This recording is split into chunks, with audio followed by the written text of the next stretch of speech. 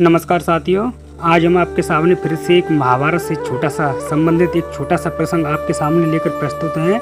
अगर आपको ये प्रसंग बहुत ही अच्छा लगे तो वीडियो को लाइक करना, शेयर करना और सुंदर सुंदर कमेंट जरूर करना। आप कमेंट नहीं करते, हमें आपके कमेंट का बेसब्री से इंतजार रहता है। तो आइए दोस्तों, देर न करते हुए एक छोटा सा रहस्य जो जयद्रथ वध का है कि अर्जुन ने किस प्रकार जयद्रथ का वध किया। यानी अभिमन्यु को जब घेरकर सभी कौरव के महारथी मारते हैं तब अर्जुन का क्रोध बड़े चरम पर होता है।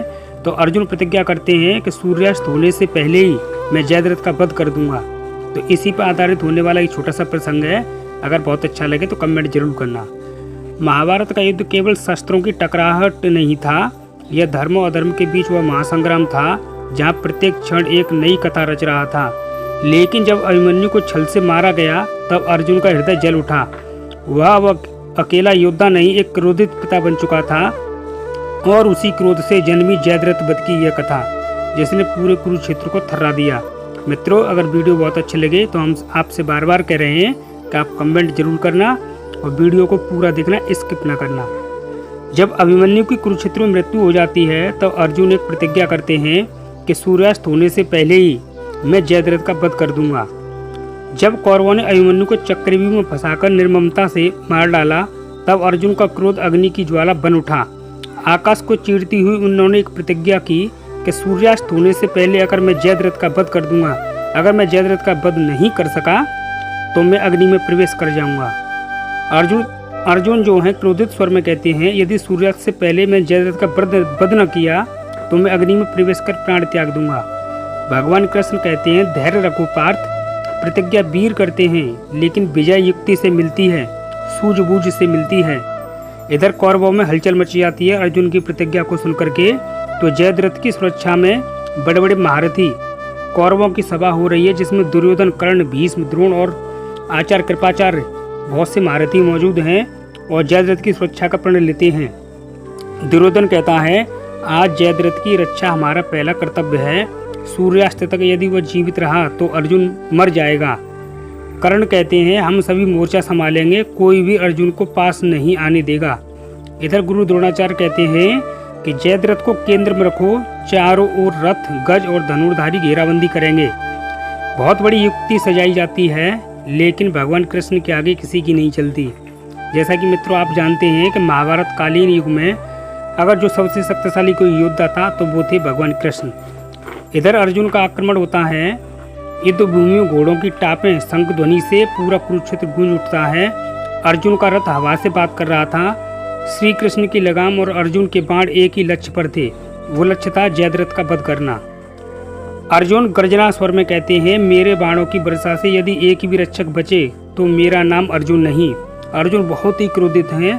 भगवान कृष्ण उनको शांत करते हैं और गंभीर स्वर में कहते हैं, ध्यान रखो पार्थ, समय कम है, सूर्य डूबने को है, जयद्रथ तुम्हें मिलना चाहिए किसी भी हाल में। आप आक्रमण करो और दिव्यास्त्र प्रकट करके सभी महारथियों का सर्वनाश करो। समय धीरे धीरे बीत रहा है, अर्जुन थकने लग जाते हैं लेकिन भगवान कृष्ण उनको साहस बनाते हैं। कर्ण, द्रोण, अश्वत्थामा, शकुनी सभी अर्जुन को रोकने की कोशिश कर रहे थे लेकिन अर्जुन ने एक एक को पीछे ढकेल दिया। फिर भी सूर्य क्षितिज के पास आ पहुंचा, यानी सूर्य सूर्यास्त के करीब आ पहुंचा है। अर्जुन थक जाते हैं और क्रोधित हो उठते हैं और कहते हैं, हे माधव, अब कुछ नहीं हो सकता, सूर्यास्त निकट है। भगवान कृष्ण मुस्कुराते हुए कहते हैं, क्या सच में सूर्य अस्त हो गया या केवल भ्रम है? यह भगवान कृष्ण की माया थी। कृष्ण ने अपनी माया से सूर्य को ढक दिया, सबको लगा सूर्यास्त हो गया। जयद्रथ रथ से बाहर आया। जयद्रथ हंसते हुए, अर्जुन अब मर जाएगा क्योंकि सूर्यास्त हो चुका है, अब मैं सुरक्षित हूँ। इस प्रकार जयद्रथ को रोकने के लिए गुरु द्रोण, आचार्य कृपाचार्य बहुत से रोक लगाते हैं कि सूर्यास्त बेशक अस्त हो गया हो लेकिन आप इस युद्ध भूमि से बाहर नहीं जाएंगे। लेकिन जयद्रथ नहीं मानते हैं, वो अर्जुन की मृत्यु देखने के लिए बाहर आ जाते हैं। भगवान कृष्ण अपने तेज स्वर में कहते हैं, पार्थ, यही समय है, लक्ष्य सामने है। जब सूर्यास्त नहीं हुआ है तो फिर अग्नि में प्रवेश करने की कोई आवश्यकता नहीं है। अग्नि में प्रवेश करने से आप अपने लक्ष्य, अपनी प्रतिज्ञा को पूरी करें।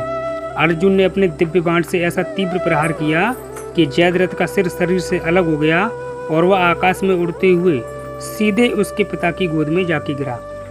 जयद्रथ का सिर गिरा ठीक अपने पिता की गोद में और उसी क्षण एक ज्वाला उठी, क्योंकि जयद्रथ के पिता ने वरदान मांगा था, जो कोई मेरे पुत्र का सिर पृथ्वी पर गिराएगा उसका मस्तक फट जाएगा।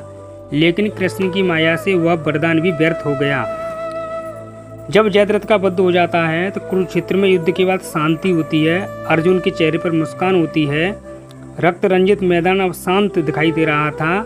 अर्जुन खड़े हैं भगवान कृष्ण के साथ। भगवान कृष्ण अर्जुन को उपदेश देते हैं कि हे अर्जुन, माधव आज मेरा वचन पूर्ण हुआ, पर अभिमन्यु की क्षति अपूर्णीय है। भगवान कृष्ण कहते हैं कि धर्म के मार्ग पर चलने वाले को कभी हार नहीं मिलती पार्थ, यह केवल प्रारंभ है। अधर्म की समाप्ति अब सुनिश्चित है। महाभारत की कथा से हमें यह सीख मिलती है कि जब कोई वीर अपने पुत्र धर्म और न्याय के लिए खड़ा होता है तो ब्रह्मांड भी उसके साथ होता है। अर्जुन की यह कथा केवल युद्ध की नहीं, एक पिता की प्रतिज्ञा और उसे निभाने की मांग आता है। इसी के साथ हम देखते हैं कि जब जयद्रथ का वध हो जाता है तो कौरवों की सेना में किस प्रकार की हलचल मचती है।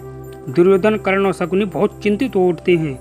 दुर्योधन घबराते हैं और रोते हैं, विलाप करते हैं, कहते हैं कि जयद्रथ मारा गया सूर्यास्त से पहले, यह कैसे संभव है।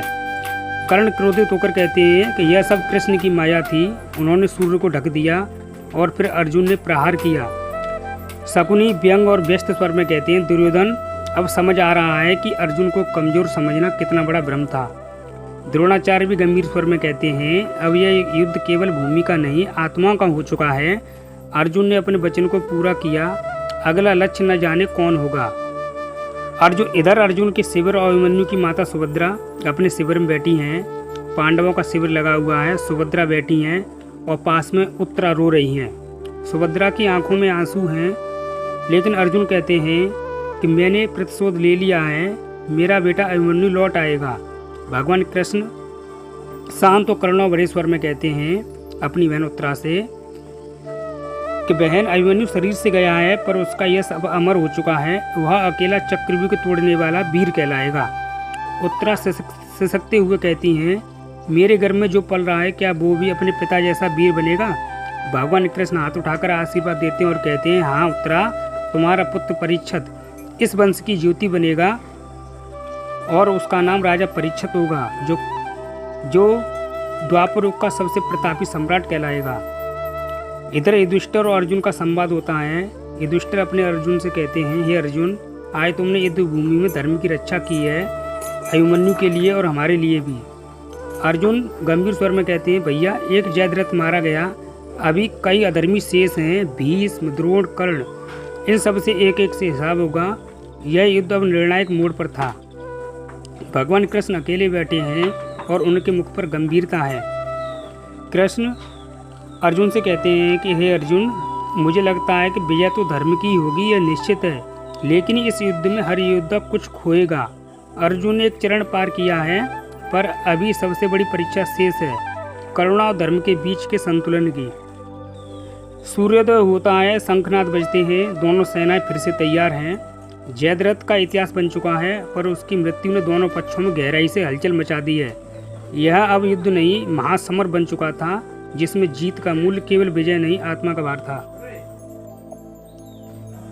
मित्रों, अगर आपको ये वीडियो बहुत अच्छा लगा हो तो वीडियो को अपने मित्रों में जरूर शेयर करना और कमेंट करके बताना कि अर्जुन ने जयद्रथ का वध किस नीति से किया है। क्या ये नीति बहुत अच्छी लगी हो तो इस पर विचार करना कि भगवान कृष्ण की माया किस प्रकार की थी। Thanks for watching. धन्यवाद। चैनल पर अगर पहली बार विजिट किया हो तो सब्सक्राइब जरूर करें। Thank you. धन्यवाद।